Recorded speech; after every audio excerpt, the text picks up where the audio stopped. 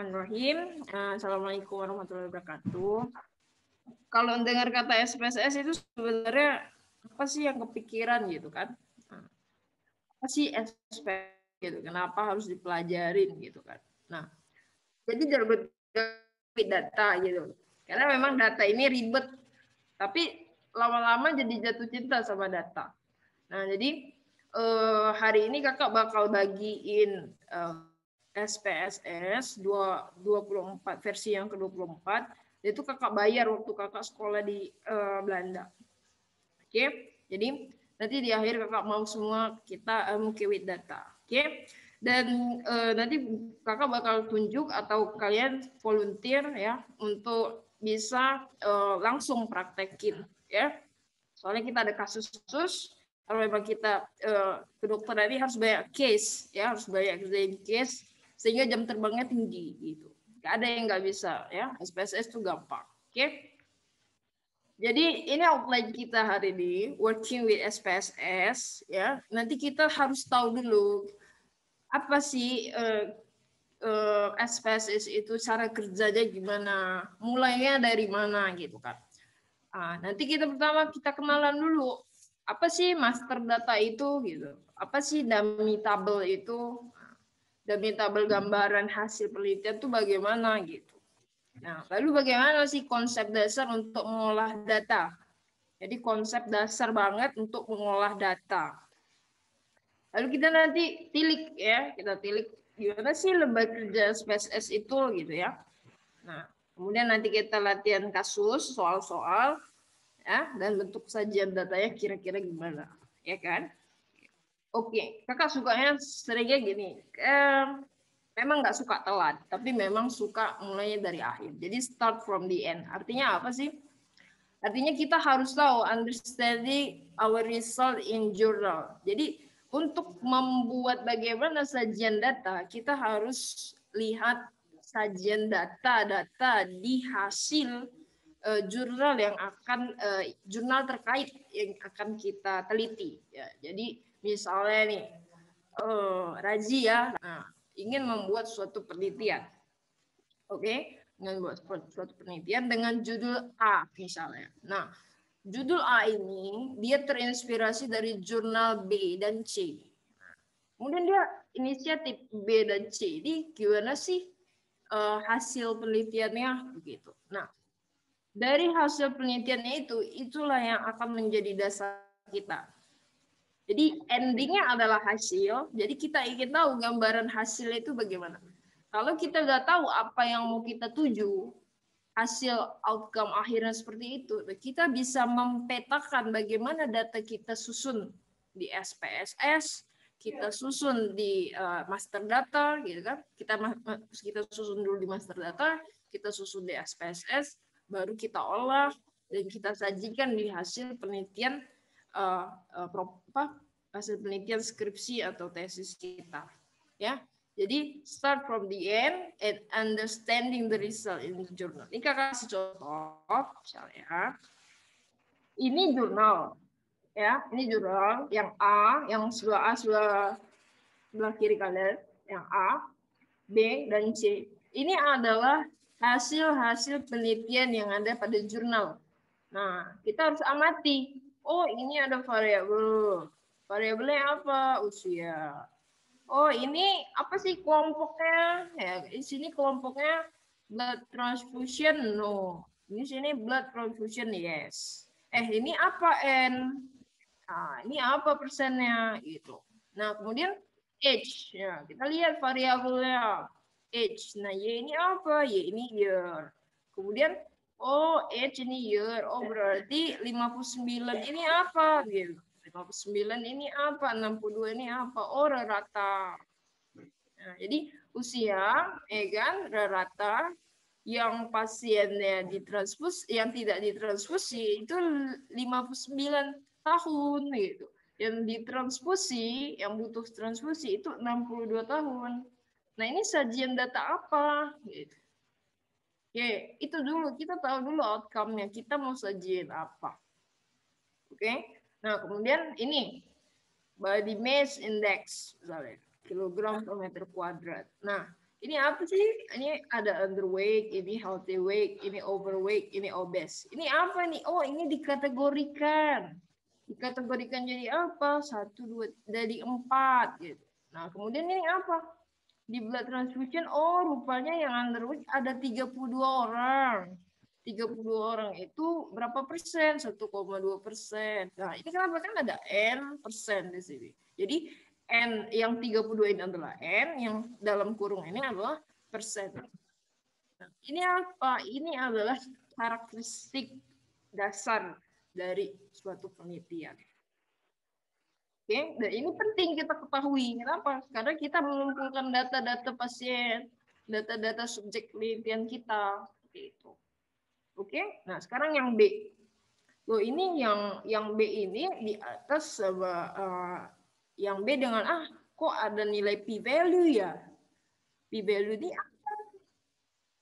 Nah, p-value ini apa? Gimana dapatnya? Loh, di atas nggak ada p-value. Ya. Nah, jadi kalau yang A ini adalah data deskriptif, artinya gambaran. Nah, deskriptif itu bisa dalam bentuk apa tadi? Bisa dalam bentuk numerik angka, ya kan? Ya kan? Sajiannya dalam bentuk numerik tanpa dikategorikan, bisa juga dia dikategorikan seperti body mass index tadi. Oke. Nah, terus kalau yang B ini apa? Kalau yang A deskriptif, yang B ini bivariat. Arti nilai p-value adalah probabilitas. P-value itu P-nya itu adalah probabilitas.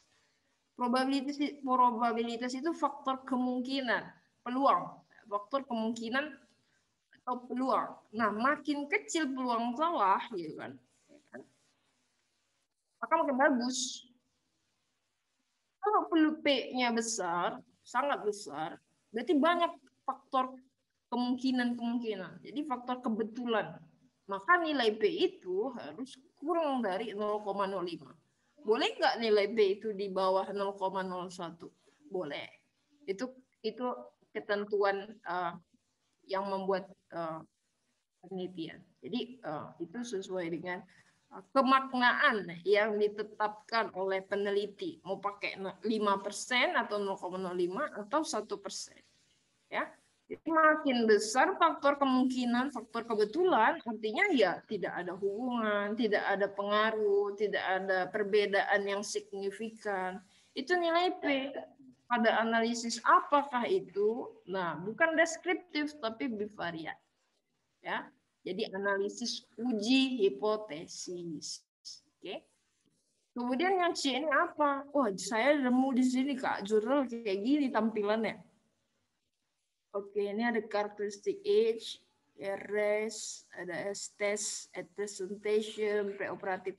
Ke age ini dikategorikan, iya, dikelompokin ada ya. Bawah 65, di atas sama dengan 65. Ini juga. Ini kok ada odds ratio nggak? Ini apa? Nah, odds ratio ini ini adalah untuk mengetahui risiko, ya, risiko yang mungkin. Jadi karakteristik ini adalah faktor-faktor risiko yang mungkin, ya, yang mungkin bisa mencetuskan, ya, mempengaruhi ataupun ya mempengaruhi mencetuskan. Jadi ada banyak faktor-faktor risiko. Nah, seberapa kali parameter kekuatannya itu bagaimana dihitung dengan odds ratio. Ya, jadi ini analisisnya beragam. Nah, yang paling penting kalau ingin dapat odds ratio, kita bisa dapatkan secara univariat, bisa mendapatkan secara multivariat. Odds ratio biasanya sesuaikan dengan desain penelitian yang memakai desain studi kontrol atau case cohort, case control, atau juga dia bisa analisis multivariat. Jadi analisis multivariat biasanya parameter ukuran luarannya adalah odds ratio. Oke. Nah, terus tabel yang sebelah kanan ini, ya, tabel ada tabel 4.1, tabel 4.2, tabel 4.3. Ini apa? Inilah dummy tabel, gambaran kasar, ya, gambaran kasar nanti Bagaimana hasil penelitian saya disajikan? Nah, ini biasa ya diminta saat kalian susun proposal. Jadi bagaimana nanti sajian data kalian? Nah, inilah dummy-table hasil penelitian. Maka bagaimana kita bisa mampu membuat dummy-table ini? Kita harus modifikasi tampilan yang ada pada jurnal pendukung kita. Jadi related jurnal kita bagaimana resultnya. Nah, itulah yang bisa kita adopsi, kita modifikasi. Ya, misalnya variabelnya cuma age sama BMI, kita tambahin apa lagi? Dan apa yang kita isi di dalam tabel-tabel itu. Nah, itulah yang disebut dummy table. Nah, permasalahannya udah dapet nih template-nya, udah dapet template dummy table-nya. Lalu bagaimana cara mencari ya kan isi-isi di dalam tabel. Nah, itulah pentingnya si SPSS itu. Tapi sebelum dapat kita ke SPSS, maka kita harus apa dulu? Harus kita kumpulkan dulu datanya, collecting data. Kita harus kumpulkan datanya. Nah, oke Kak, saya mau ngumpulin. Apa yang harus saya siapkan? Nah, ini maksud Kakak ya. Jadi kita ingin mendapatkan ini ya, nilai-nilai ini. Nah, ini dapatnya dari mana? Ini dapatnya dari hasil SPSS. Tapi sebelum diolah, dianalisis, ada tahap sebelum analisis. Apa tahapnya? Itu adalah collecting data. Oke. Jadi, collecting data itu yang paling penting adalah kita susun, kita simpan, kita beri apa namanya, kita kumpulkan data itu dalam master data. Kita sebutnya master data, data raw, data mentah, ya.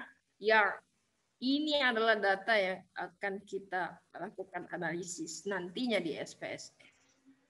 Oke, ini master data. Apa sih platform kita gunakan untuk buat master data? Kan kita biasanya pakai Excel aja, ya, Microsoft Excel.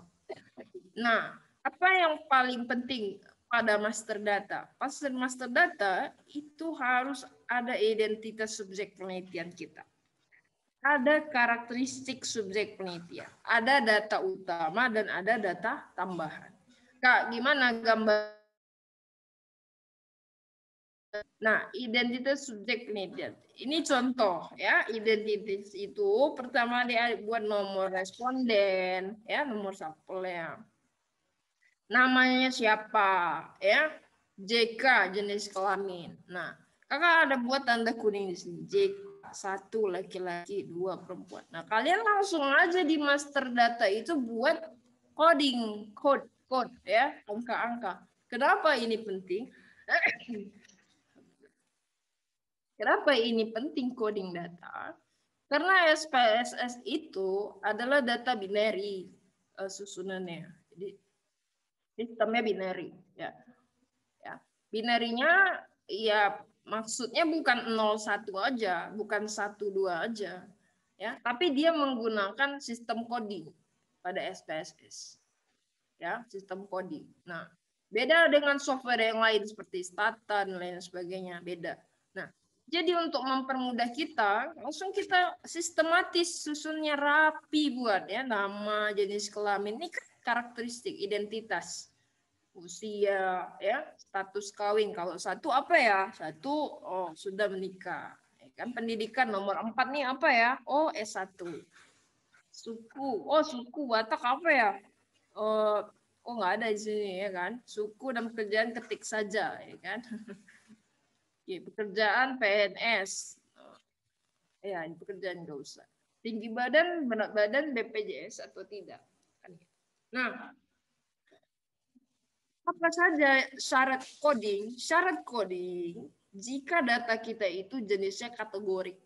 Ya, artinya dia bisa dikelompokkan. Oh ya, jenis kelamin cuma 2, laki-laki perempuan, belum ada disahkan bencong atau apa. Ya udah cuma 2. Jadi 1 laki-laki, 2 perempuan. Boleh nggak Kak satunya perempuan? Boleh. Tapi harus dibuat codingnya. Jangan sampai salah ya. Oke. Sekarang saya lihat usia Kak. Usia tuh nggak pakai coding. Iya, karena usia itu data alaminya itu adalah data numerik. Ya, data yang bisa dilakukan operasi matematika. ya 58. Oke, tinggi badan juga, berat badan juga. Tinggi badan, berat badan bisa nggak dilakukan operasi matematika dibagi kali tambah? Bisa menghasilkan apa? BMI misalnya. Ya, jadi tinggi badan, berat badan itu nama numerik. Oke. Nah, BPJS-nya, BPJS tadi ya kategorik. Nah, jadi coding adalah variabel ya. Coding adalah pembuatan memudahkan kita untuk mengklasifikasikan ya variabel-variabel yang jenis datanya, skala ukurnya itu kategori. Oke, jangan lupa. Kemudian apalagi? Nah, ini master data karakteristik. Nah, apalagi karakteristik itu identitas ya. Identitas itu ya. Oke. Ini karakteristiknya gimana? Ini disesuaikan. Mau apa yang kita ambil disesuaikan dengan proposal kita udahan ya. Durasi sakitnya, riwayat-riwayat ya. Tekanan darah, pemeriksaan fisik ya, tekanan darah nah, begitu. Oke? Oke, ini ada namanya data data utama ya, data utama pada penelitian deskriptif. Jadi biasanya penelitian deskriptif itu diperoleh dari instrumen penelitian berupa kuesioner atau angket. Nah, ini nomor respondennya dibuat rapi ya. Kemudian apa aja? Ya kan, poin untuk menilai pengetahuan ada 7 pertanyaan, sikap, tindakan dan sebagainya. Oke, dibuat rapi, warna-warni, cantik, harus berseni ya. Oke, ya. Nah, ini ya. Ini juga data yang selanjutnya. Ya, ini data utama penelitian analitik. Ya, data utama penelitian analitik. Oke. Nah, kenapa analitik ya? Sesuaikan aja sebenarnya. Tapi ini contoh aja. Oke. Nah, sekarang kita masuk ke konsep dasar mengolah data. Jadi nanti kalau ada pertanyaan langsung aja di chat. Ya. Kalau mau ngomong juga nggak apa-apa. Konsep dasar mengolah data yang paling pertama kita harus tahu adalah skala ukur. Skala ukurnya tadi apa? Atau numerik. Nah, kalau misalnya beberapa referensi, kategori itu dibagi lagi menjadi nominal atau ordinal. Kata kuncinya kalau nominal, ya nominal itu setara. Contohnya apa? Yang nominal setara. Laki-laki perempuan setara ya. Oke. Contoh kategorik selain nominal apa? Ordinal, ordo. Ordo itu artinya grading ya, bertingkat. Jadi ada kata kunci bertingkat. SD, SMP, SMA.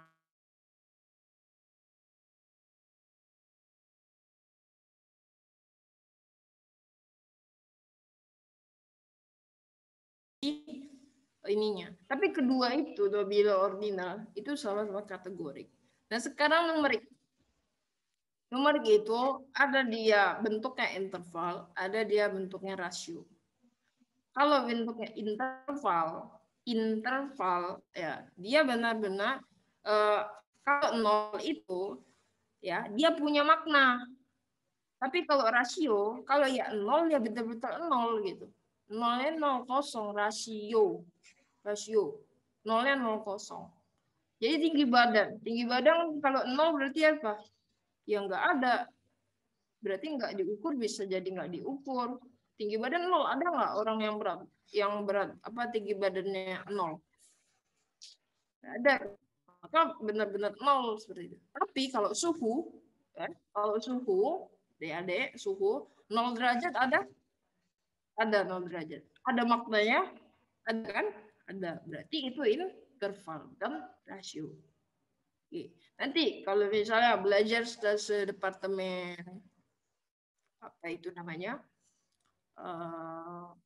Saraf ya. 0 ya. 0 itu kekuatan otot misalnya ya, kekuatan otot motorik ya. 0 1 2 3 4 5. Nah, kalau 0 itu apa tuh? Ya. Tadi apa? Lagi ya. Ya kan? Lumpuh ya, lumpuh. Nah, ini 0 lumpuh. 1 dia ada tonus, ya kan? Nah, kalau 2 ada tonus gerakan tidak dapat melawan gravitasi. Ya, seperti itu ya. Di nol tuh ada fakta ya, berarti kalau itu datanya apa? Interval. Tapi interval ataupun rasio itu sama-sama numerik. Jadi lebih simple, nggak mau pusing. Udahlah kategori numerik aja. Ya. Oke. Sekarang ya, dasar mengolah data, kita harus tahu ini normal atau enggak. Kenapa penting normal atau enggak? Maksudnya normal atau tidak itu bagaimana? Data itu banyak, ya. Data itu harus tersebar merata. Bagaimana kalau data tidak tersebar merata? Itulah yang dibilang tidak normal. Sebaran data tidak normal.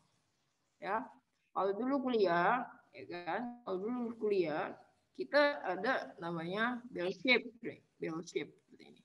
Ya, bell shape. Nah, di bell shape ini adalah distribusi data ya kan? Setara. Kanan sama kiri. Tapi inilah yang disebut normal. Ini yang disebut normal. Tapi kalau misalnya pada suatu case datanya seperti ini.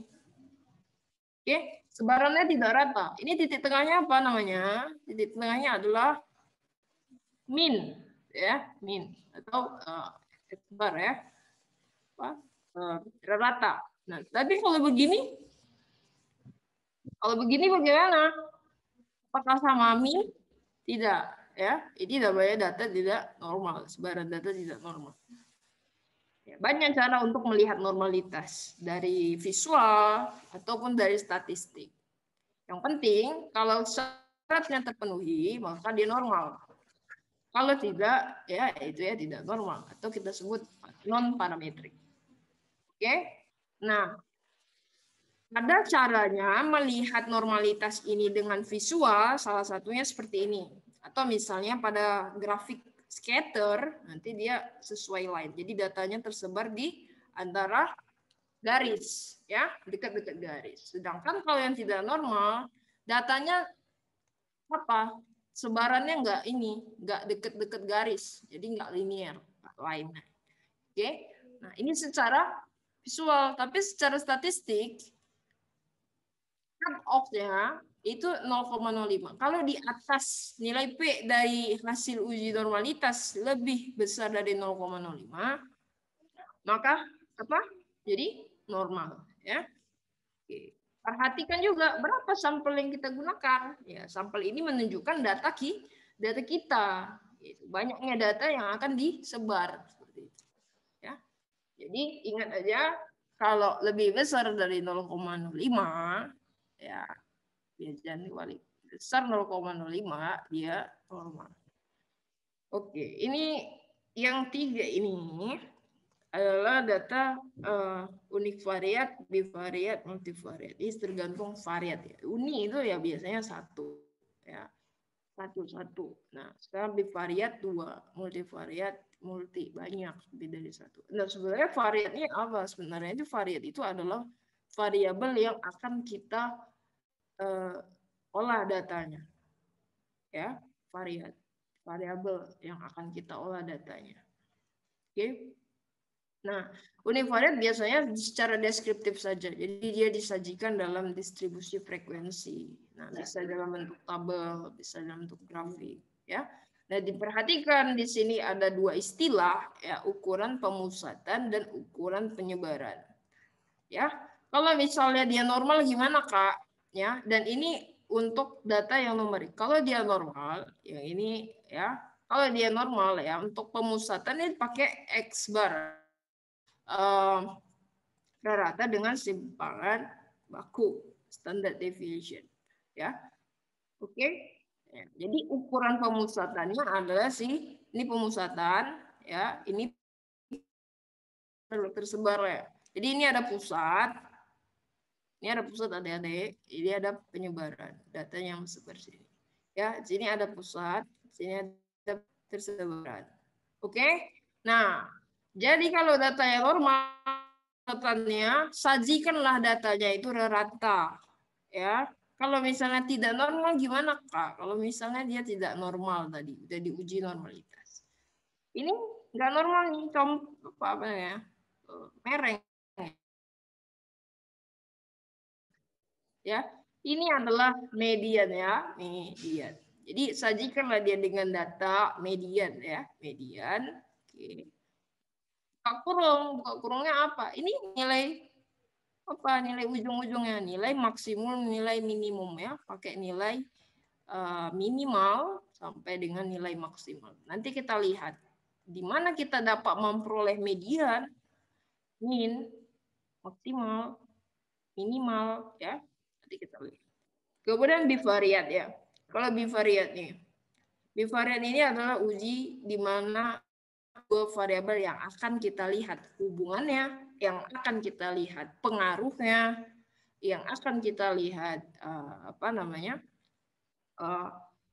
hubungan pengaruh perbedaannya ya. Oke. Nah, jadi untuk memudahkan ya. Oke, kita sajikan ini dalam bentuk komparatif dan korelatif. Ini dua hal ini dia berasal dari kata association ya, association. Ya, association. Association ini adalah menyatakan adanya hubungan ya, association ada mengatakan hubungan. Untuk menyatakan hubungan, dia bisa dianalisis dengan dua cara. Pilih aja ya, comparison ya, komparatif ya, comparison, kemudian ada correlation ya. Jadi jangan bertengkar masalah ini. Kak, kan judul saya hubungan, berarti ujinya saya nanti korelatif dong, correlation. Loh, Kak, dia hubungan juga, tapi dia pakai ujinya perbedaan rata, perbedaan proporsi. Jadi jangan bertengkar ya. Jadi dasar kata ya, root of word ya itu association. Ya, root of word-nya itu association. Jadi bisa judul kita kata kuncinya perbedaan. Ya. Ini bisa juga nggak dengan kita buat Kak hubungan? Bisa. Ya. Nah, kalau ini correlation bisa juga nggak hubungan? Bisa. Ya. Bisa pengaruh? Bisa. Bisa korelasi? Bisa. Ya. Jadi ini adalah cara untuk pendekatan menganalisis data untuk mengetahui apakah terdapat hubungan, apakah terdapat perbedaan, apakah terdapat pengaruh. Oke? Jadi jangan bertengkar di situ. Nah, kalau misalnya datanya kategorik, ya, dengan kategorik, oke, arti apa nih kalau maksudnya kategorik? Variabel bebasnya kategorik, variabel terikatnya juga kategorik. Atau variabel bebas itu independen. Ya, variabel bebasnya atau variabel independen yang kategorik, variabel yang mempengaruhinya kategorik, variabel yang dipengaruhinya juga kategorik. Nah, perhatikan kategoriknya itu berapa banyak. Apakah ada 2 kategorinya? Apa ada 3? Apakah ada lebih dari 2? Maka inilah yang biasa kita bilang tabel silang. Kalau misalnya di sini ada 2, di sini ada 2, maka 2 kali 2 dong. Gampang. Kan 2 kali 3. Ya, oke. Bisa, Kak, saya 3 kali 2. Iya, silakan. Ya. But you should know ya, your variable is. Ya, jadi variabelnya apa? Kategori, variabel bebasnya kategori, variabel bebasnya numerik atau variabel bebas variabel terikatnya kategori, variabel terikatnya numerik, ya. Oke, jadi ini khusus untuk kategori maka ada kali-kalinya ya, 2 kali 3, 3 kali 2 atau B kali K baris kali kolom. Sedangkan kalau variabel bebas kita tadi ataupun variabel terikat kita ini campur ya, kita bisa bilang campur. Misal gimana sih Kak campur? Numerik ya, numerik. Tadi variabel bebas saya numerik Kak, misalnya usia ya. Oke. Variabel terikatnya ini adalah kategorik. Nah, ini campur kan? Numerik kategorik. Campur. Oke. Sekarang bisa pakai bisa. Berarti ini bisa masuk kemari ya. Nanti kita lihat. Kemudian yang di sini, Kak, variabel bebas saya kategori. Misalnya apa ya? Laki-laki, perempuan. Oke. Oke, variabel terikat saya mau nengok gula darah. Gula darah apa? Kan diukur numerik kan? Nah, jadi numerik. Oke. Udah? Nah, ini campur nih bisa nggak Kak pakai tabel silang? Nggak bisa, ya, nggak bisa. Jangan pindah, ya. Kita pindahnya ke sini, ke yang ini. Oke? Nah, beda min artinya. Beda min atau biasa orang bilang perbedaan, beda rata, ya. Nah, tergantung. Kita lihat lagi dia dua kelompok atau lebih dua kelompok. Yang mana kelompoknya? Ini ada kategori, ya. Nah, kategorinya ini berapa? Nah, itu 2, 3, 4, 5, itu berapa? Nah, ini juga, Pak, yang variabel bebas saya jenis kelamin. Pak, jenis kelamin mempengaruhi gula darah. Jenis kelamin itu, Kak, saya buat 2 kategorinya. Laki perempuan. Berarti beda min 2 ke kelompok. Kak, saya tuh kan mau lihat apakah ada pengaruh kadar tekanan darah terhadap migrain. Tapi migrainnya akut, kronis gitu. Nah, itu 3 kelompok kan, Kak? Iya, 3 kelompok. Nah, 3 kelompok tapi tekanan darah kan, tekanan darah bisa ini kan tekanan darah sistol bisa dipisah. Jadi satu angka, satu data. Oke, jadi numerik. Jadi numerik dengan kategori yang mempunyai 3 kelompok. Berarti apa? Beda min lebih dari 2 kelompok. Oke, poin 1 rasa Kakak udah jelas. Ya. Kemudian berpasangan atau tidak. Ini mah gampang kalau berpasangan tuh kayak pre-post aja. Sebelum, sesudah gitu.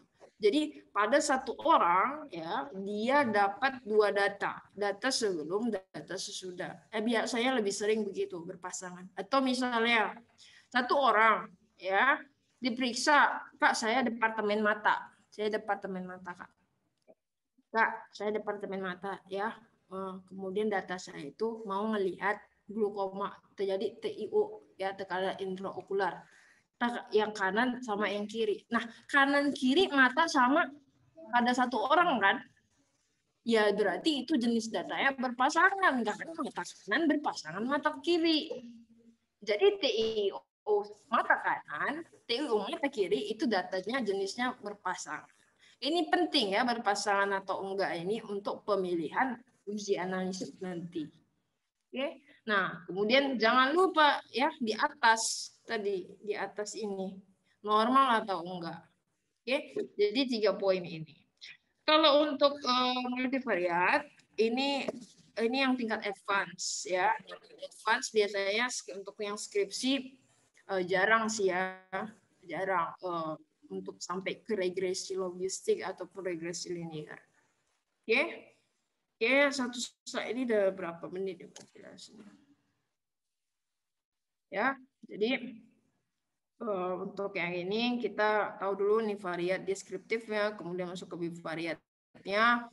Baru nanti kita ke uji normalitas ya, normal atau enggak, baru ya ini untuk komparatif harus cek lagi ya, ada ceknya lagi homogenitas, ada kalau untuk uji korelatif ada ngecek lagi linearitas. Tapi harus ini dari sini dulu baru kemari ya kan.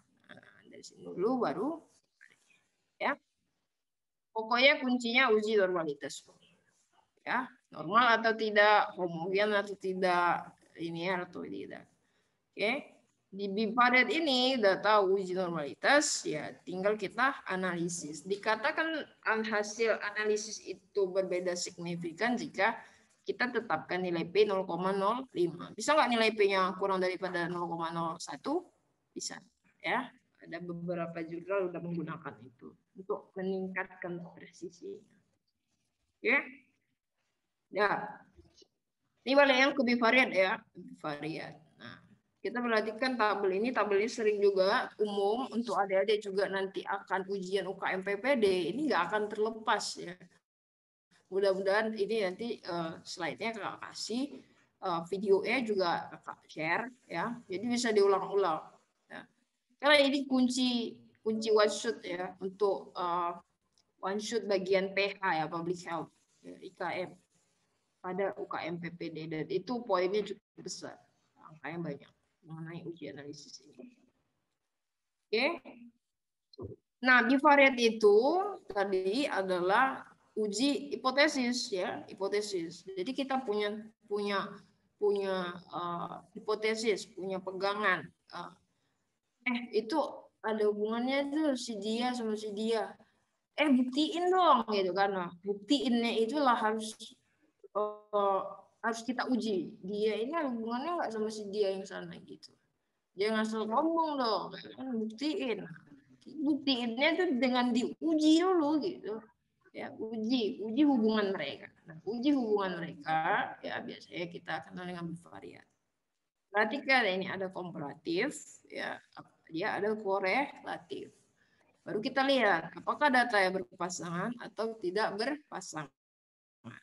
Sekarang kita perhatikan variabel-variabelnya.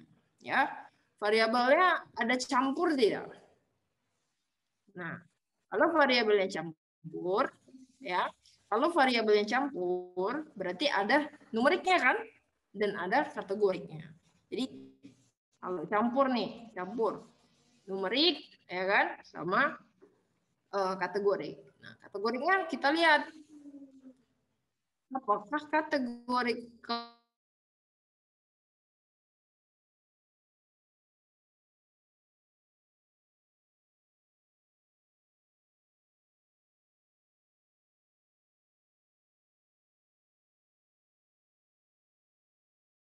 normal maka pakai uji T ya. Jadi kalau ulangin, kita harus tahu dulu nih. Oh, saya mau komparatif deh. Terus saya mau korelatif deh. Sama aja. Untuk iniin aja juga untuk melihat bagaimana hubungan. Nah, yaudah sih saya lebih senang pakai komparatif deh gitu. Jadi comparison gitu. Ya. Oke, kita lihat variabel-variabelnya. Variabel bebas dan variabel terikat. Oh, variabel bebas saya tuh numerik. Variabel terikat itu kategorik. Berarti ini dong, numerik dan kategorik. Kan? Oh, kategoriknya itu pasangan apa enggak ya gitu. Oh, data yang kategorik itu nggak berpasangan, bukan mata kanan mata kiri. Ya kan? Udah deh, berarti tidak berpasangan. Ya udah, kita tengok dulu kategoriknya itu dua kelompok apa lebih dari dua kelompok. Oh, Kak, saya dua kelompok. Ya udah, uji T. Dua itu cu kan. Cu. Mana gitu aja. Cu, gitu kan. Uji T. Nah, ya udah kalau nggak berpasangan mah ya uji T tidak berpasangan. Unfair.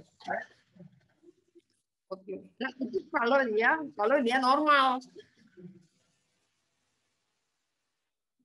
Kalau kalau dia itu normal. Nah, kalau dia tidak normal, nah dia turun tahta. Ya, pakai uji ini kayaknya kakak kebalik deh. Ini adik-adik kakak kebalik ya. Kakak kebalik ya, sorry. Dan ini ya, ini yang tidak. Ya, ini sangat tidak berpasangan ya. Ini kebalik ya, maaf ya adik-adik ya. Oke, jadi kalau tidak berpasangan ya udah unpair ya, unpair ya. Jadi sebelum di-share kakak perbaiki dulu slide-nya. Unpair, nah yang di sini yang pair ya, yang pair. Jadi kita tadi sepakat oh nggak ada kok mata kanan mata kiri kan.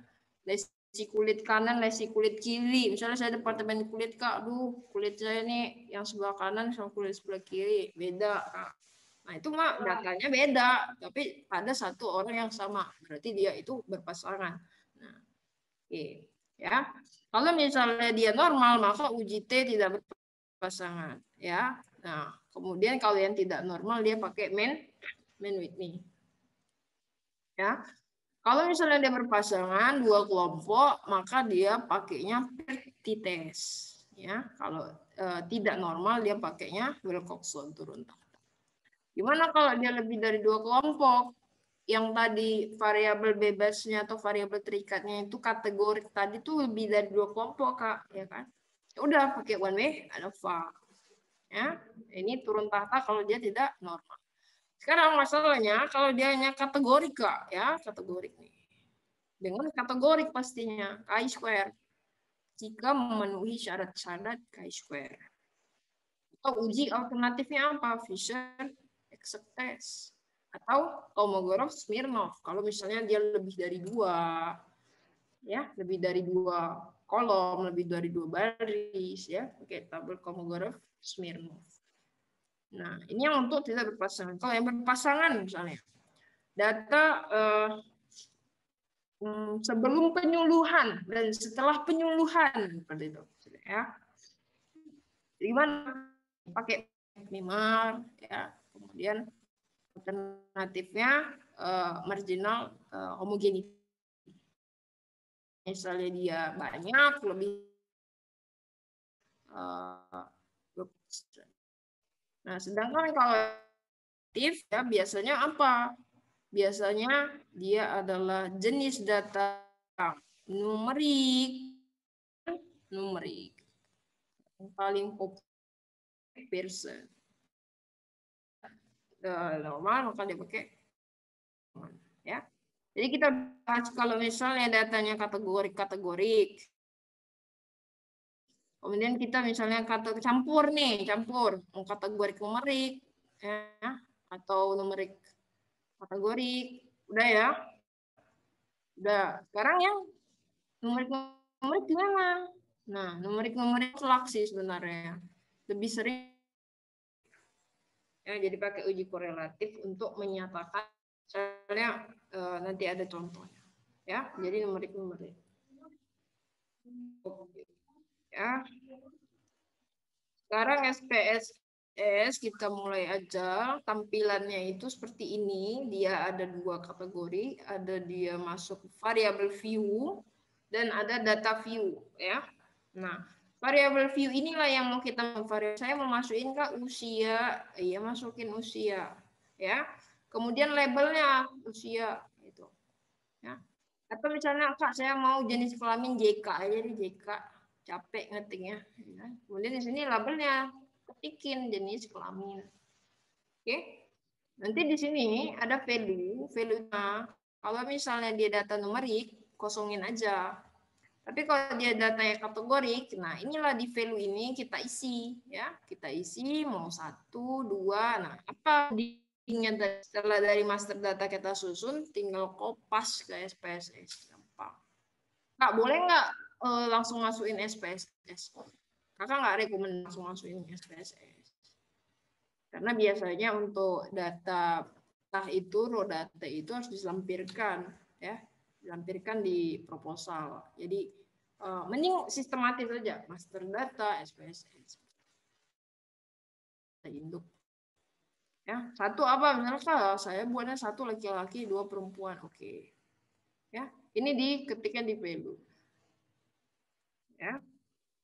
Dan ini harusnya di variabel view ya. Kita mau isi-isi buat variabelnya ya masukinnya di variabel view.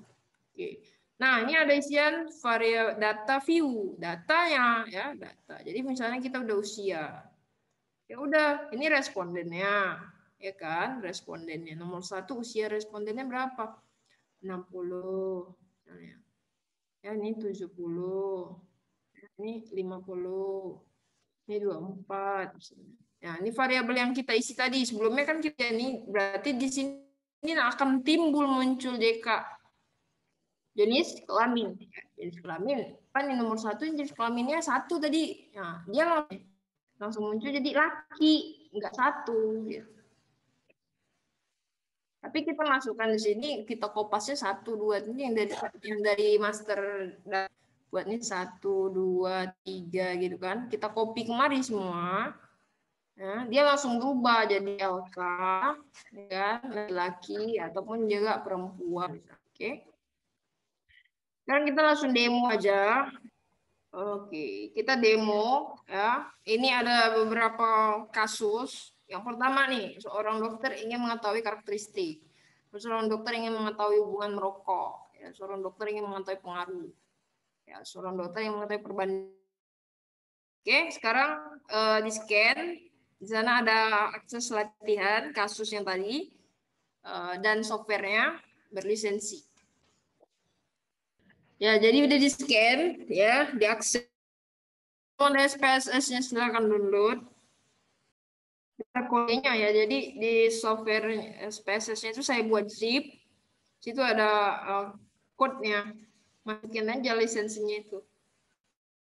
Oke, sekarang worksheet ya, kita perkenalan dulu. Jadi setelah di scan, kalian bakal dapat master data ya. Jadi latihan SPSS boba gitu misalnya ya. Nah, jadi ada judul data Excel yang atas nama ya kan, atas nama latihan SPSS boba. Di situ ada ya, ada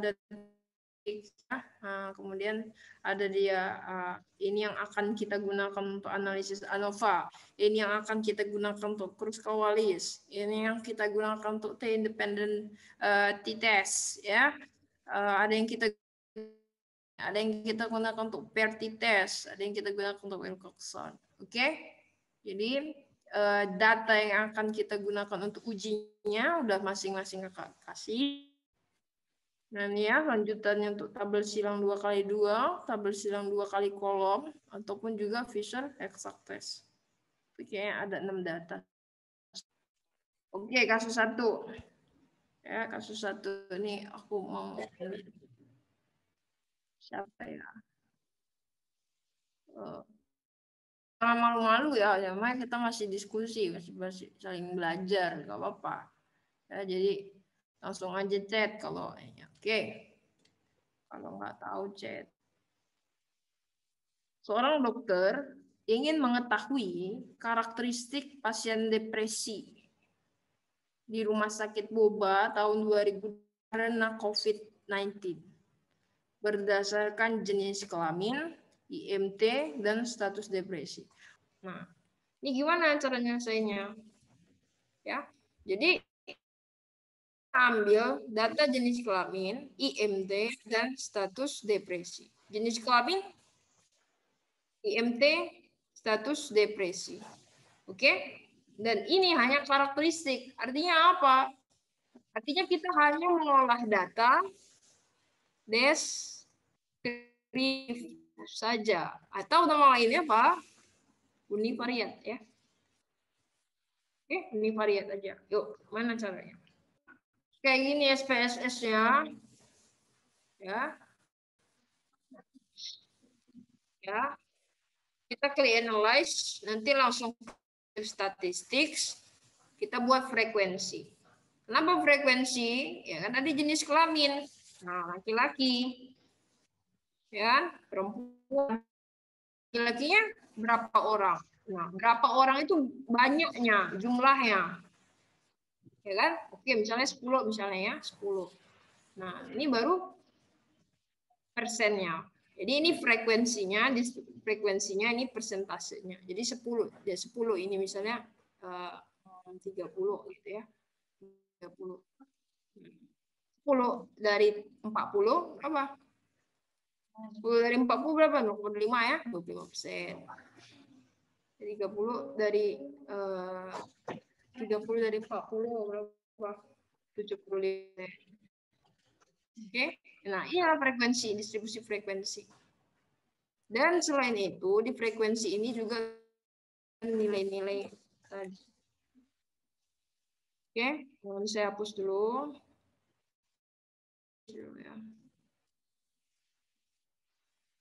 Ya.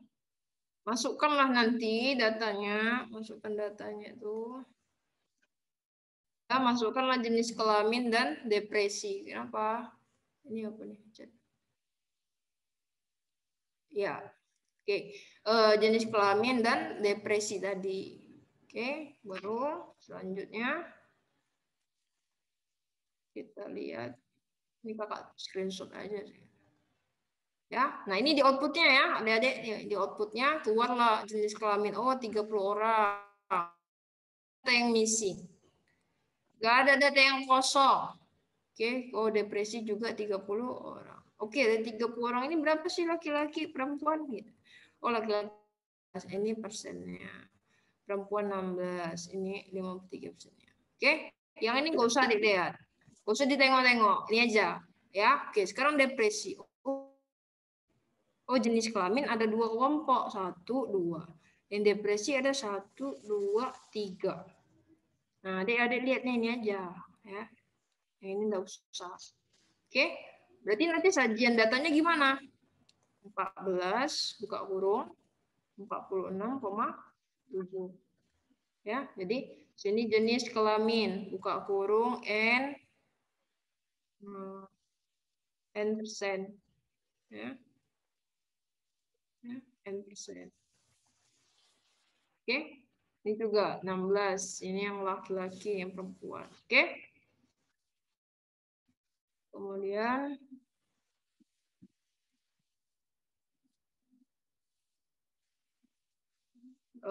bentar. Ini yang oke, ini yang IMT ya. Kita pakai deskriptif. Ya. Masukkanlah indeks massa tubuh. Kenapa indeks massa tubuh itu masukkan deskriptif ya? Karena datanya, tengok datanya, angka, numerik. Ya. Oke, nanti keluarnya begini. Indeks massa tubuh N, 50 orang.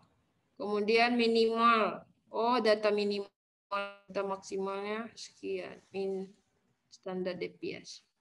Oke, gampang ya. Kasus kedua, seorang dokter hubungan merokok, ya, hubungan merokok. Ya, kemudian tingkat kesuburan terhadap, dan ini ada kata kunci. Oke, ada kata kunci hubungan. Berarti ada 2 orang yang akan dianalisis. Berarti ini bivariat. Diuji dulu apa betul lu ada hubungan si merokok dengan kesuburan. Nah, nanti buka ya filenya ini, file SAF ini kayak share gitu. Seorang dokter yang mengetahui hubungan. Ini ada kata kunci hubungan. Merokok ini adalah variabel apa? Variabel bebas. Terhadapnya ini akan yang dipengaruhi adalah tingkat kesuburan. Ya apa? Variabel terikat. Oke, mantap. Nah, ini mau nengok hubungan. Jadi, kalau nengok hubungan, ya kan? Kita lihat variabel bebasnya merokok. Tengok merokok ini kategori apa numerik? Kategori, Kak. Kategori. Ya, merokok sudah dijelaskan di sini. Buka kurung sama dia, merokok tidak merokok. Berarti 2 kelompok. Ya kan? Kategori kan? Oke, sekarang tingkat kesuburan. Variabel terikatnya apa? Kategori kan? Berapa kelompok? 2. 2. Oke, 2. Ya, jadi ya kan formulasinya ya kan 2 kali 2. Oke, langsung dibagi square. Ya, gimana caranya? Nanti klik analyze, there's descriptive cross tab. Cross tab itu nama lain dari tabel silang. Ya, nanti muncul kotak perintah yang baru. Masukkanlah di sini apa? Perilaku. Ya, kenapa perilaku merokok? Karena dia gini adik-adik. Ya, biasanya susunannya ini ada baris, ada kolom. Ya, jadi kalau di baris biasanya adalah variabel bebas. Kalau yang di kolom ini adalah variabel terikatnya. Jadi di sini adalah di row-nya buat adalah merokok. Di sini buat apa, Dek? Dibuatnya status fertilitas. Ya kan? Di sini subur nanti kan tidak subur. Di sini merokok, di sini tidak merokok. Apa ya, agak ini. Agak baru di sininya di sebelah sininya apa? Nilai P. Oke. Nilai P ya. Oke. Nanti aku gambarin deh agak bagus. Kemudian dia masukin di row-nya apa tadi? Variabel bebas. Di kolomnya tadi variabel terikat. Siapa variabel bebasnya? Merokok. Siapa variabel terikatnya? Kesuburan, fertilitas. Udah? Kemudian kalian kliklah si statistik di sini. Ya. Kalau udah diklik statistik, muncullah kolom baru. Ya, kolom perintah. Dicentanglah adik-adik chi-square di sini. Udah? Baru langsung klik continue.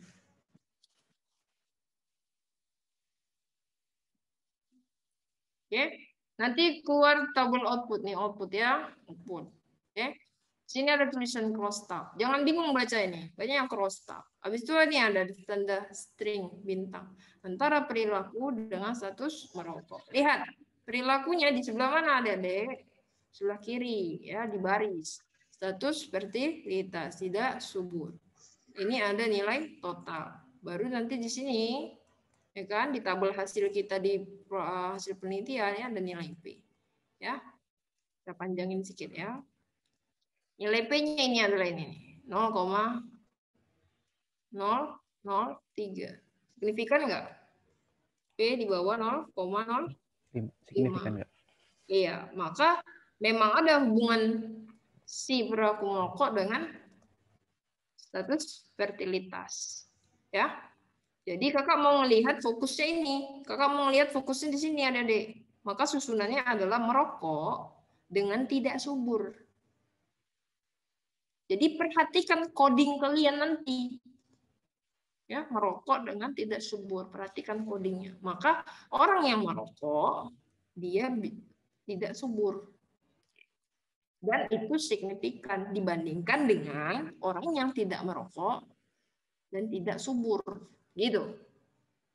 Ya, jadi yang dibandingkan adalah merokok dibandingkan tidak merokok untuk terjadinya ketidaksuburan nilainya bermakna signifikan yaitu 0,003 di bawah 0,05. Oke, berarti terdapat hubungan antara ya perilaku merokok terhadap status fertilitas. Kasus yang ketiga. Ya, cukup waktu ini. Kasus yang ketiga. Seorang dokter ingin mengetahui pengaruh pendampingan suami. Makanya kayak gini lah gambarnya. Pendampingan suami terhadap skor depresi pada ibu hamil. Ya. Nanti buka filenya ya. File unpaired test. Kenapa ya jadi unpaired test udah langsung. Ya. Seorang dokter ingin mengetahui pengaruh pendampingan suami. Pendampingan suami ini jadi apa? Variabel apa? Bebasnya, Kak. Bebas, Kak. Bebas. Oke. Ini apa nih? Kategori numerik. Kategorik. Kategori. Iya, kategorik ya. Jadi didampingi, tidak didampingi. Jadi kategorik. Kategoriknya berapa kelompok nih? Berapa kelompok kategoriknya? Dua, Kak. Dua. Oke, 2. Nah, sekarang terhadapnya. Ya, skor depresi ini apa? Numerik. Ya. Sama dulu, ini variabel terikat.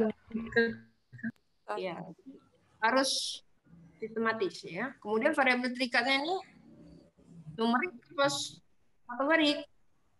Numerik. Numerik. Oke. Apakah ada kelompoknya? Tidak ada ya. Jadi kok numerik cuma sampai di sini.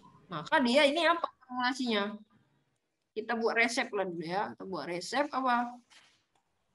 Kategorik, numerik, ya. Berpasangan nggak ini? Didampingi, tidak didampingi. Kan datanya pisah dong. Suami yang mendampingi itu sendiri, suami yang tidak didampingi sendiri. Maka dia tidak berpasangan. tidak berpasangan.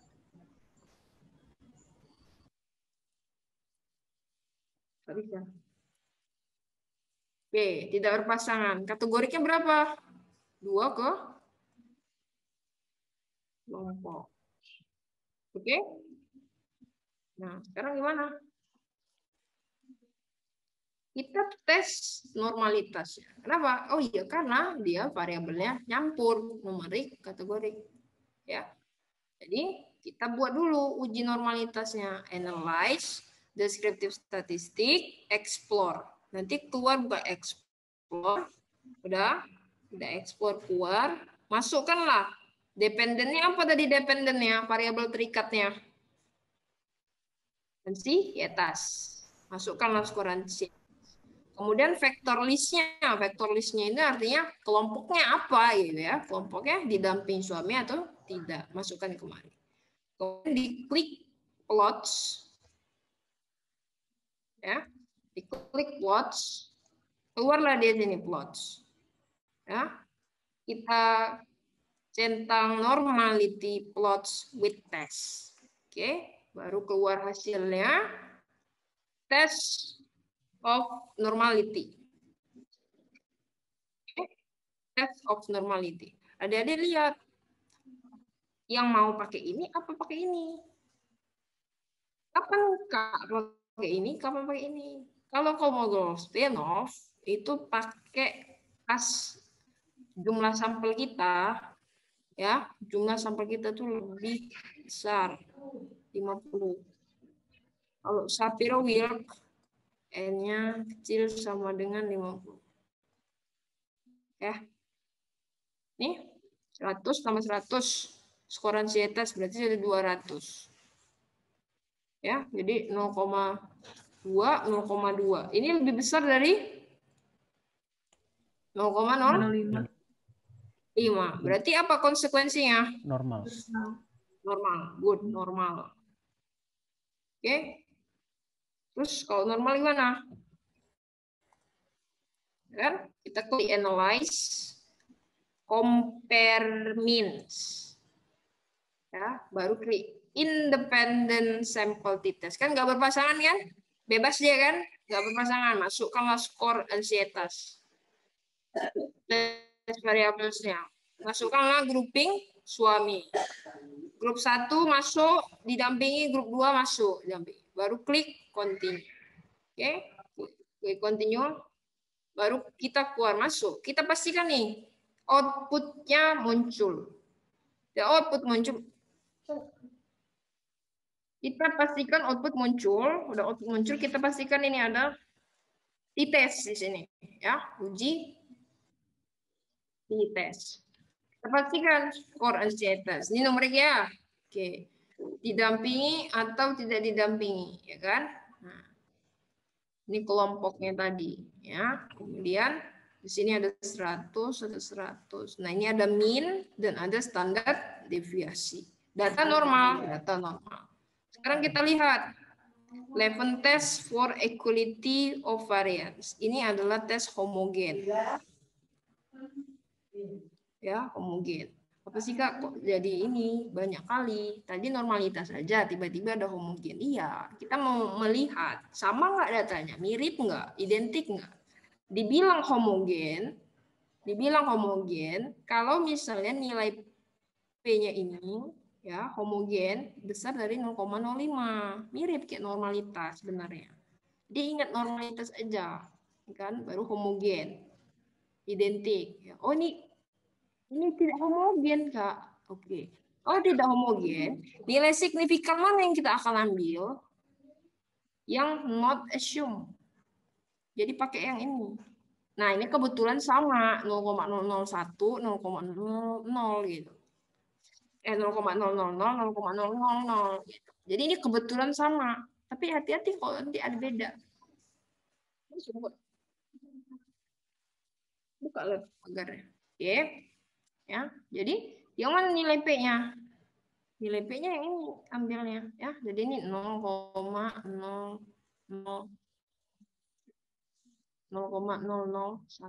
ya. Oke. Jadi nanti kalau misalnya ada tabel hasil penelitian saya gimana Kak? Ya, ini buatnya. Apa tadi skor ya, skor. Oke. Ini mah 2 tabel buatnya apa? Didampingi ya, saya buat dia aja, tidak didampingi. Apa yang saya isi di dalam ini? Ya, ini nilai P. Ya, apa yang saya isi di D ini? Ini nih, min sama standar deviasi yang ini. Ya, jadi sini yang didampingi berapa? 31,40. Ya, plus minus. Ya kan, standar deviasi 7,53 gitu ya. Belakang koma aja. Kemudian yang tidak didampingi berapa? 46,34 ya, plus minus 12,89. Oke, nilai P-nya berapa? 0,001. Oke, inilah sajian datanya. Barulah dibuat judulnya ya, adik-adik buat judulnya tabel apa? Oke, tabel 1. Apa judulnya? Jadi hubungan, ya, hubungan pendampingan suami terhadap sport ansietas. Begitu. Oke. Oke, kasus keempat. Seorang dokter ingin mengetahui perbandingan IMT mahasiswa FK Boba sebelum dan setelah karantina mandiri selama pandemi COVID-19 pada tahun 2021. Oke ya. Di sini ada kata kunci perbandingan. Ya, IMT dan sebelum dan setelah. Ya, jadi ingin mengetahui perbandingan IMT sebelum dan setelah. Maka kalau begini kasusnya yang mana nih yang variabel bebas, variabel terikat? Variabel bebas. Ya, variabel bebasnya tetap IMT. Ya, variabel bebas. Oke. Nah, variabel terikatnya apa?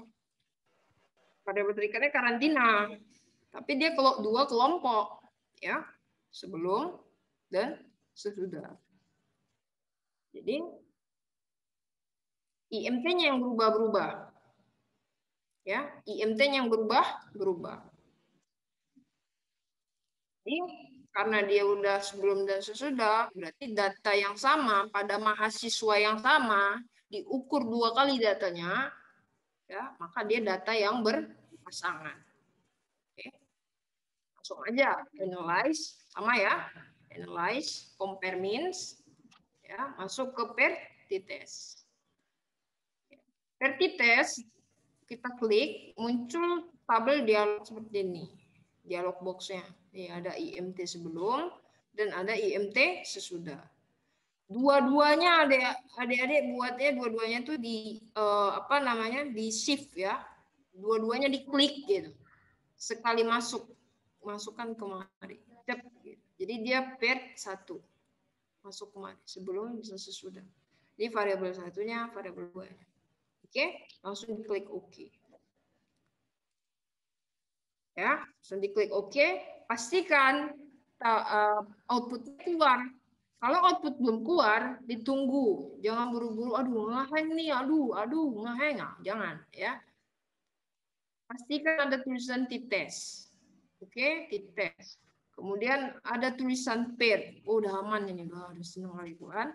Baru ada sebelum dan sesudah. Maka sebelum dan sesudahnya itu adalah variabel terikatnya. Ya, nah IMT sebelum dan sesudah. Ya, di sini ada min, ada standar deviasi. Baru yang mana nilai P-nya itu ini, ya. Begitu aja. Gampang ya. Kalau per itu. Oke, kasus 5. Siapa yang mau baca? Izin membaca, Dok. Ya, silakan. Ya. Seorang dokter ingin mengetahui pengaruh jumlah rokok terhadap motilitas sperma narapidana selama COVID-19. Oke, jadi siapa tadi namanya? Fitra ya? Fitri dok, Oh, Fitri dari? dari Universitas Swadaya Gumul di Cirebon, Oke, Jawa Barat. Fitri. Ya. Fitri dari Jawa Barat. Nah, gimana menurut Fitri? Ini ada kata pengaruh. Maka uji apa? Uji korelasi dok. Oke, bivariat ya. Iya, bisa. Secara umum dulu ya. Secara umum dulu, bivariat. Oke. Sekarang bivariat berarti ada dua variabel yang ingin kita tahu association-nya apa. Ya kan? Sekarang jumlah row. Mana variabel bebasnya? Variabel bebasnya mungkin jumlah rokok. Jumlah rokok. Oke, jangan mungkin, harus yakin ya variabel bebas. Ya, kemudian mana variabel terikatnya? Yang motilitas sperma. Oke, motilitas sperma ya, itu sperma ini variabel terikatnya. Oke. Sekarang variabel bebas. Ini kategori apa numerik? Variabel bebas numerik dok. Numerik, oke numerik. Iya. Numerik nggak usah tanya lagi berapa kelompok, oke kan? Oke, selesai. Sekarang variabel terikat. Variabel terikat ini numerik kategori. Kategori. Ya, kategori. Sekarang kita tanya lagi, kategorinya berapa kelompok?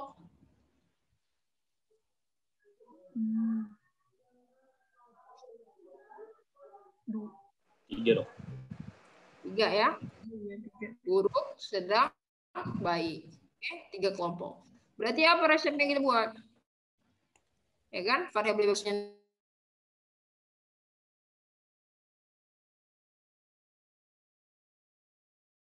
kelompok. Ini berpasangan atau tidak? Ya tidak. Tidak. Ya, tidak berpasangan. Kita buat dulu tidak berpasangan. Lebih dari 2 kelompok. Oke? Maka kita langkahnya selanjutnya apa? Kita cek normalitas.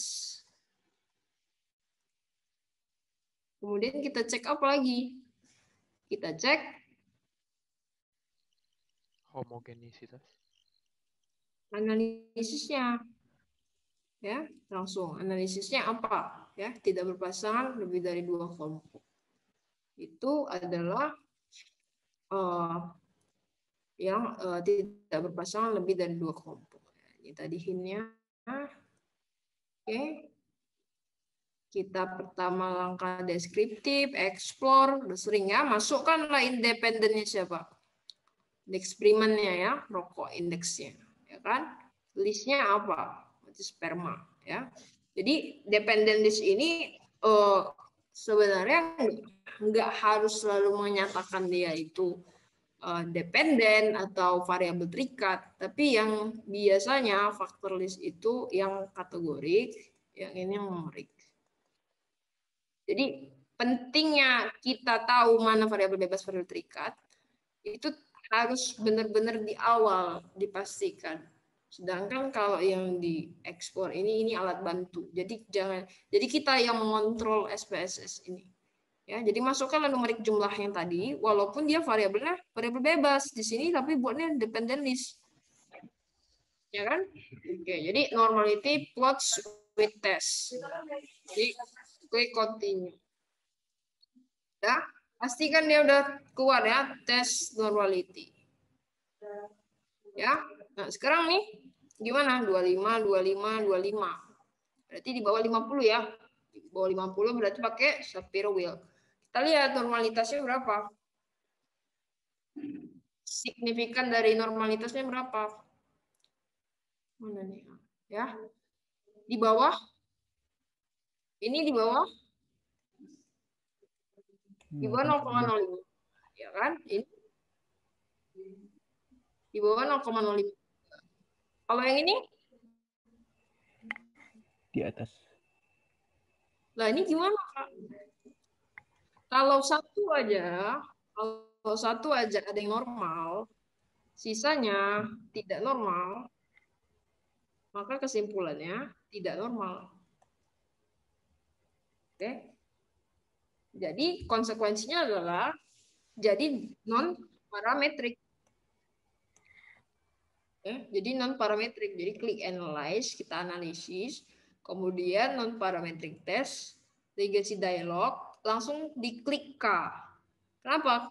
Karena lebih dari 2 kelompok tadi kan.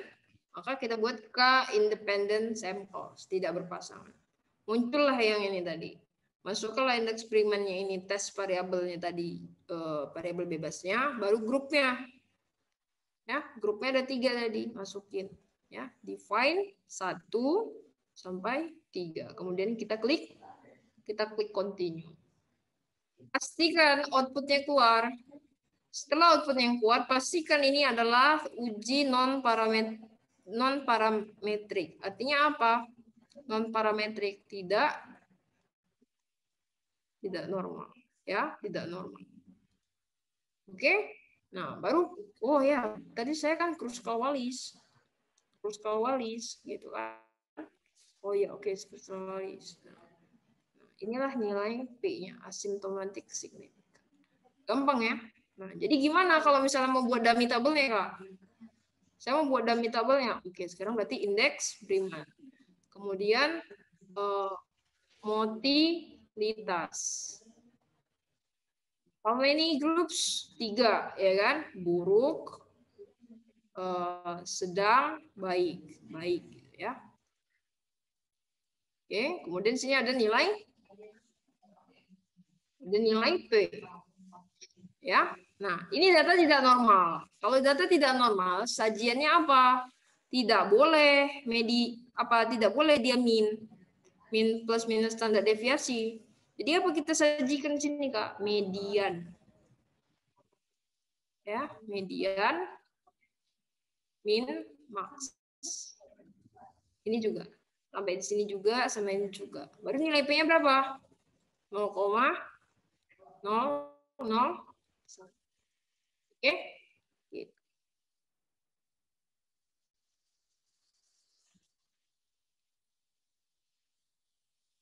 Nah, ada yang unik ketika kita tahu terdapat perbedaan antar kelompok di antara baik, sedang, buruk, motilitas spermanya. Maka kita harus cari gimana kalau misalnya baik dengan sedang. Apakah ada terdapat perbedaan? Bagaimana baik dengan buruk? Bagaimana dengan sedang dan buruk gitu? Ada analisis lanjutannya. Tapi analisis lanjutannya ini jika dan hanya jika pada Kruskal-Wallisnya ini kita jumpai signifikan 0,01. Oke, maka kita lanjutkan analisisnya, analisis post hoc. Ya, post hoc. Post hoc untuk 2 kelompok masing-masing, baik dengan buruk. Jadi baik versus buruk. Ya, kemudian baik versus sedang dan buruk versus sedang. Bagaimana nilai P masing-masingnya?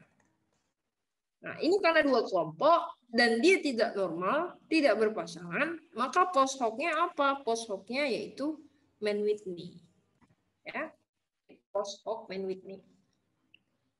Analyze non parametrik. Dia mau tanya ya. Oke, 5 menit lagi. Siap ya? Oke, ini legacy dialog. Ya. 2 independent sample. Karena 2 kelompok yang kita membandingkan masing-masing. Masukkanlah indeks Brinkman-nya di sini, kemudian motilitasnya di sini. Ya. Motilitasnya dibuat di grouping 1 versus 2. 1 versus 3. Buat lagi nanti 1. 2 versus 3. Kemudian bagaimana hasilnya? Ya, hasilnya bagaimana? Buruk versus sedang. No, nilai P-nya besar. Lebih besar daripada 0,5. Maka ini tidak ada signifikannya. Tidak signifikan. Sedangkan kalau buruk dengan baik, nih, signifikannya bagus. Kasus 6 ini Pearson, ya. Kakak baca cepat. Seorang dokter yang mengetahui hubungan berarti bivariat. Oke. Skor ansietas, ini variabel bebas terhadap skor depresi mahasiswa, berarti ini variabel terikat. Kakak buat di sini VT, di sini VB, ya, VB variabel bebas. Nah, ini numerik dong, skor dong. Ini numerik juga. Berarti numerik dengan numerik kita harus cek dulu apakah normal atau tidak. Tetap ya, semua yang numerik kita cek normalitas. Ya, ternyata uji korelasi numerik dengan numerik. Bukan kalau misalnya numerik dengan numerik kita tidak bisa pakai perbandingan. Tidak pakai perbandingan. Wajibnya pakai korelasi. Kalau misalnya normal, cek dia linear apa enggak. Kalau linear, uji Pearson. Kalau dia normal, ya kalau dia normal tapi tidak linear, ini nggak bisa diuji. Nah, kemudian nih ada normal, linear, uji Pearson. Tapi kalau misalnya dia tidak normal, tidak linear, tidak diuji. Pokoknya asal linear aja. Itu finalnya, decisionnya, final decisionnya. Kalau misalnya dia tidak normal, kemudian dia linear, maka uji Spearman. Oke. Kita buat analyze, ya, kemudian ada explore, masukin dua-duanya. Karena ini letaknya numerik, ya, kolomnya numerik angka. Jangan di sini, jangan di sini. Ya, masukkan normality plot with test. Setelah itu keluarlah test of normality dari skor ansietas sama skor depresi. Ya, karena 80 lebih besar dari 50 ya, maka kita pakai Kolmogorov-Smirnov. Lihat, ini lebih besar daripada 0,05 ya. Sehingga apa? Sehingga dia normal, kesimpulan kita normal. Kemudian kita cek linearitasnya. Linearnya itu segaris apa tidak. Nah, ini dia deket garis nih, ya udah linear mah udah. Jadi ini pakai uji Pearson. Kemudian kita pakai uji Pearson nih ya, udah putus nih pakai uji Pearson. Mana nih? Oke, analyze, correlate, kena correlation, kemudian kita klik bivariate. Bivariate masukkan skornya, udah langsung biasanya tercentang otomatis. Karena SPSS sekarang pakai AI ya, biasanya. Ya, detail, kemudian kita klik OK. Ya, nah, pastikan outputnya kuat. Kalau belum kuat, tunggu. Baru kita cek, ini ada correlation. Nah, kalau ada correlation, kita lihat, ini ada mean, standar deviasi. Ini masing-masingnya ini.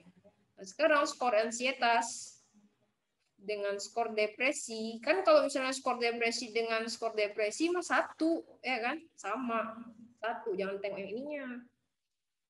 Jangan tengok yang ini. Ya, tengok yang ini atau ini. Jadi skor ansietas dengan skor depresi. Hilangnya. Skor depresi dengan skor ansietas. Nah, ternyata Pearson correlation-nya itu adalah R. R itu adalah koefisien korelasi. Koefisien korelasi itu menunjukkan kekuatan hubungan. Seberapa kuat hubungannya gitu. Nah, ini hubungannya 0,836. Inilah nilai R-nya. Nilai R-nya. Oke, sekarang nilai P-nya. Berapa nilai P-nya? 0,001. Apakah R itu 0,836? Nah, ini dia. Ya. Kekuatan korelasi. Jadi kekuatan korelasi ini interpretasinya bisa dibaca. Jadi punya kita berapa? 0,836. 0,836 itu sangat kuat. Berarti ada hubungan, ada korelasi yang sangat kuat antara skor depresi dengan skor ansietas. Kita lihat arahnya. Arahnya positif, berarti semakin tinggi skor depresi, makin ansietas orang. Atau bisa kebalikannya. Makin ansietas orang, makin depresi juga. Jadi kalau semakin meningkat skor ansietasnya, makin tinggi juga skor depresinya. Itu adalah arah yang positif. Ini positif nih tandanya ya, positif. Ada juga yang kadang dia buatnya negatif, jadi arahnya positif. Jadi ini skor ansietas, dia di tabel X, ya, di aksis X. Kalau di aksis Y dia skor depresi, ya. Kan kalau di sini satu, sinilah titiknya kita plot. Kalau sini 2, sini 2. Kan sini titik pot. 2. Nah, jadi nanti muncul gini linear. Jadi kalau dari korelasi kita mendapatkan 3 informasi. Yang pertama kita mendapatkan arahnya. Arahnya positif atau negatif. Yang kedua kita mendapatkan kekuatan hubungannya. Hubungannya kuat, sangat kuat, lemah, sedang. Dan yang ketiga kita dapat nilai P-nya, signifikan atau tidak. Gitu, ya. Cukup sekian dari kakak. Jadi mudah-mudahan I'm okay with data. Sama kalian juga I'm okay with data.